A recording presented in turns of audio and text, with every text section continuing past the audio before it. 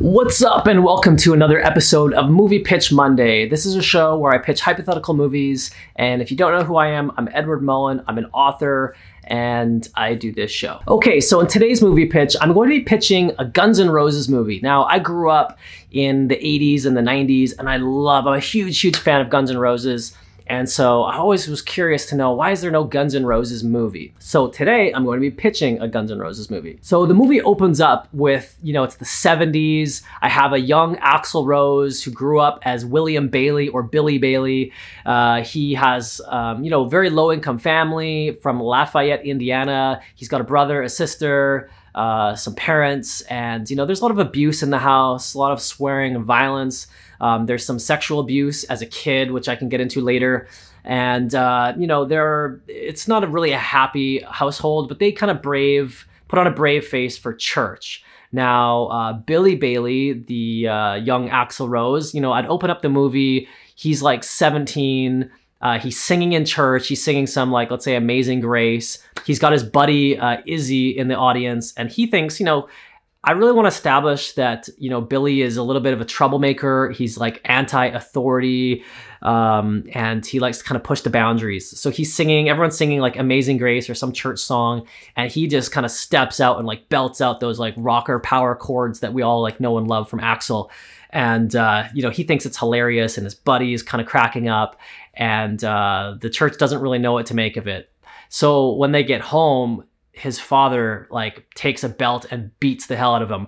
But Billy is 17. He's nearly a grown man. So you can't really abuse him the same way as you could as a little kid. So he fights back and he beats the hell out of his dad or stepdad. I can't remember who he grew up with. I think his stepfather. So let's say he just beats the hell out of him.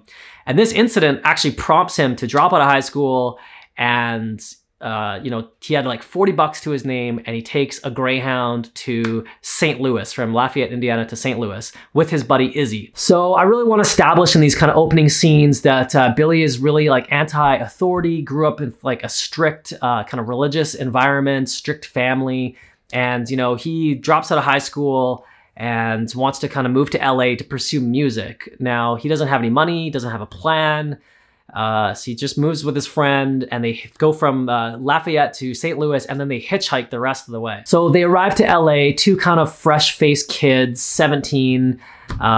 They've never even left their city. So they've grew up in Lafayette, they've never even left, and now they're in LA, and it's what they see on TV. There's Hollywood sign, and it's, a lot of people. And back in the 70s, it's maybe a little sketchy. And they meet this homeless guy who comes up to them and says, "About 5 or 6 years ago, I hitchhiked here and ended up stuck out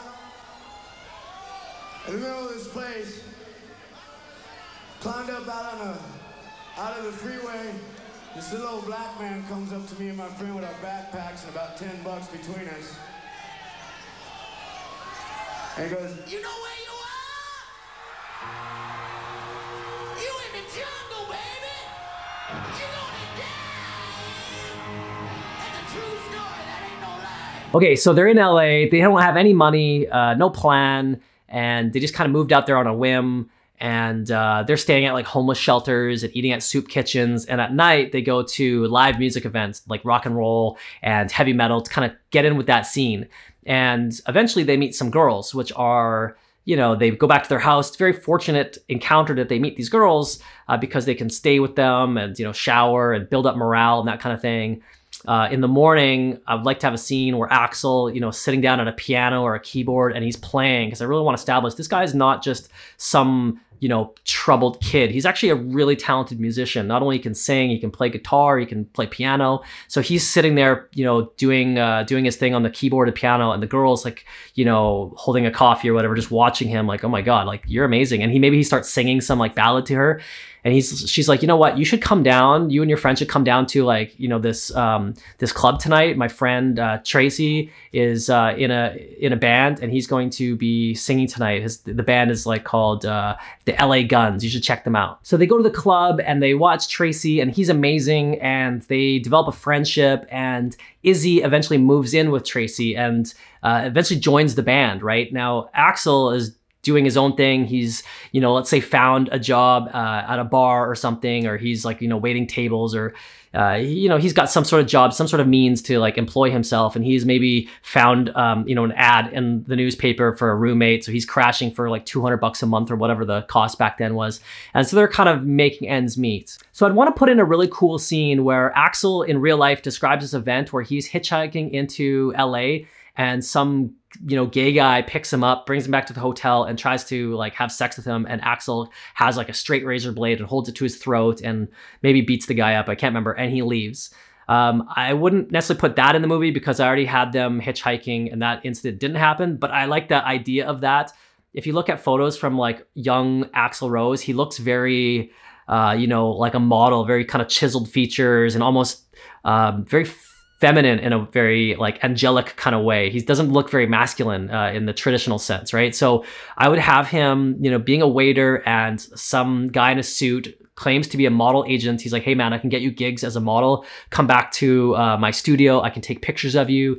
And maybe he tries to like seduce Axel and tries to have sex with him. And then Axel pulls a blade on him or something. So I kind of make it an adaptation to that real life scene. So I'd put that in there and maybe beats the guy up or something like that. So it's actually because of this moment, I would have it so Axel's kind of opened up his eyes to why he's in LA. He's like, I didn't come to LA to be a waiter. I came to LA to be a musician. And so he starts putting out, ads in the paper to attract, a guitarist and a drummer and all this kind of stuff. And he eventually does that. He puts together a little band called the Hollywood Rose. So Izzy is with Tracy Guns and the LA Guns. He's got his band, the Hollywood Rose. And there's some issue with, work ethic and people maybe are not passionate as others and showing up late and that kind of thing. So eventually some band members drop off from both bands and they eventually join forces to become the first iteration of Guns N' Roses. Okay, so Guns N' Roses is together, they're practicing a lot, everyone's gelling well, they're playing gigs around town and building up a buzz. They're making little posters and flyers and handing them out and trying to grow their name. All right, so the band is doing well. People seem to love them. They're building up their audience. But Tracy feels that maybe he's better off on his own because he was the lead guy of his group, but now he's being outshined by Axel, who's the front man, and he's just a guitarist. So he's like, you know what? I'm gonna leave the group and I'm gonna start my own thing. And the rest of the Guns N' Roses guys goes, that's cool, we'll just find another guitarist. So they put an ad in the newspaper and they find a guy named Duff who just moved to LA from Seattle 2 months prior. And Duff is a very talented musician. He does vocals, he does keyboard, he does drums, he does bass, electric guitar. He's really, really talented musician. So he's a no-brainer. They add him to the group. And 2 months later, Duff introduces the band to Steve Adler, who's like the drummer, and then Slash, who's like the famous guitar of Guns N' Roses. So in one situation, I would have it where, the band is leaving a gig, it's late at night, there's some drunk people, and Axel is kind of dressed, you know how Axel dresses, very kind of, well, I don't know. You know what I mean. I'll put a photo up if you don't know what I mean. So I'd have some drunk guys kind of making fun of him, calling him a woman or, cat calling him or something like that. Commenting on his kind of feminine looks. And I'd have Axel just kind of lose his mind, go in a rage and beat these guys. And eventually the cops come, he gets arrested. I'd like to put in a scene like that to kind of show his wild side, show his aggression, show his trouble with the law and getting arrested. I'd love to put a scene like that in there. Okay, so they're going around town, handing out flyers, really hustling, really practicing, kind of honing their sound. And there's minor squabbles I would put in there. Like, for instance, Axel likes to sing a lot about like women and, like love songs almost. And, this is a true story. And Slash doesn't really like that. I can't remember the song, like Sweet Child of Mine or My Michelle, one of those songs about like his relationship. Slash wasn't really feeling it. And, maybe egos flare up. And Axel's actually a really sensitive guy. He's an artist, right? And there's one scene, this is a real life scene, I'd put this in the movie, where Slash in an interview described a time when Axel, passed out on his grandmother's couch, and his grandmother said like, who's this guy sleeping on my couch? He's got to go. So Slash kind of felt like he had to confront the situation. So, they're driving in a car down Santa Monica Boulevard, and Slash brings up the incident like, hey man, like you can't sleep on my grandmother's couch. And this apparently really offended Axel. So he jumped out of the car going like 40 miles an hour. And from that moment on, Slash knew that he kind of had to like, it's like kid gloves around Axl. He's very sensitive and he's easily offended. Okay, so some good news comes to the band. Duff from Seattle says, hey, look, I contacted some of the promoters that I used to know in Seattle, and we have a gig. We have a tour. We can hit up this place, this place, this place, like all the way to Seattle. We'll get a van. It'll be great. It'll spread the word about us. And so everyone's really excited, and that's what they do. They get this crappy van, they all like put their gear in it, they sleep in it, they drive up to Seattle. Now here is where I would show them really kind of letting loose, trashing hotels, getting drugs, you know, women, debauchery, booze. It's really some like rock and roll lifestyle. I think that'd be really, really cool. So this is like the end of the second act. They're on tour. It's supposed to be this high, but you know, maybe Axl gets arrested for beating some guy up.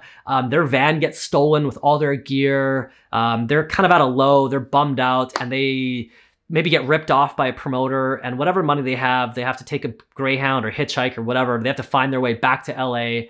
And so they're in LA, they're sitting around, they don't have any gear, they're bummed out, and then the phone rings.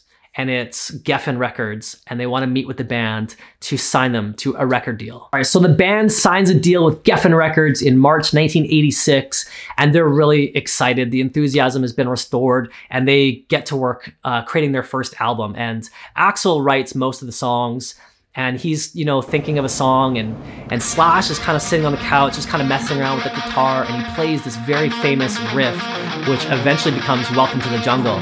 And so that scene where I talked about the homeless guy, you know, yelling at him like, do you know where you are? You're in the jungle. So Axl actually puts that in the opening of the song, and Welcome to the Jungle is all about, you know, moving to LA, and LA being this kind of concrete jungle and all the kind of temptations and pitfalls that can come of living in a big city. So I'd have this kind of like writing session. They've taken some time off touring to write their album, and they write, you know, Paradise City, Sweet Child of Mine, Rocket Man, Night Train, It's So Easy, all these like great songs that become the greatest, one of the greatest rock albums of all time. So they're finishing up the album, maybe a song is on the radio, like Welcome to the Jungle, or it's getting some buzz. They're becoming more well-known, and they have a push from a record label. So they have, you know, bigger and better concerts, nicer posters, a little bit more notoriety. And it's at this time I would put in where Axl meets actress Erin Everly. And, you know, the two start dating, and I'd really like to show a different side of Axl, kind of like this, you know, softer, nicer, gentler side. And he's kind of, you know, sitting around, she's maybe combing his hair, you know, have some nice moments like that, and really bring up, you know, some of the backstory of Axl, some of his like child abuse and that kind of thing, just to kind of give some context to who he is. Okay, so the album is finally released, and it's a huge hit. Immediately, it explodes on the charts, and the money starts coming in, the fame, they're getting bigger gigs, going on tours. They're really, really living a good life, dating actresses and famous celebrities, and they're really experiencing all this for the first time. So they get invited to be on a tour with Aerosmith and Iron Maiden, and they're like the opening act. They're quite small still, but everyone kind of knows them, and they're on tour, and it's crazy. Maybe egos are flaring up a little bit. I'd like to plant some of those seeds.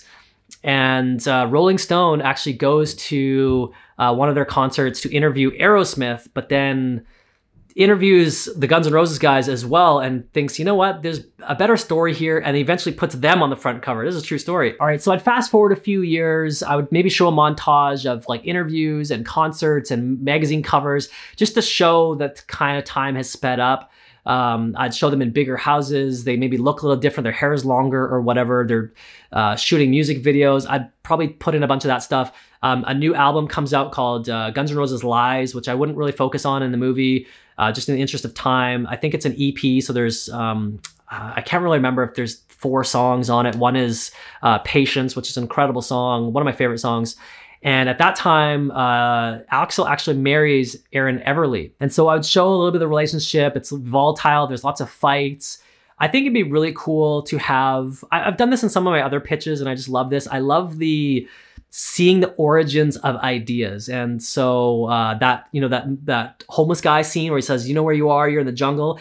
Like, I'd like to show that scene and then show the inspiration of the song. And I would similarly do that with the Aaron Everly and Axl Rose. I'd have a major fight because Axl is this big rock star and he's traveling around, and that puts a lot of pressure on the relationship. She doesn't know if he's cheating on her, he's never around, and there's a lot of, you know, conflict or tension or pressure that comes with dating a rock star. So, you know, I'd have it in one scene, she maybe says something like, nothing lasts forever and we both know hearts can change, which, if you know, that's a lyric in November Rain. So, and I think November Rain is about another girl, but just for the interest of this story, I'll just make it about Aaron Everly. So I think that would be really cool to show kind of the origins of that lyric and that song. All right, so the final act, I really want to build up to, you know, the Use Your Illusions tour. The Use Your Illusions 1 and 2, they're like a dual albums, came out at the same time.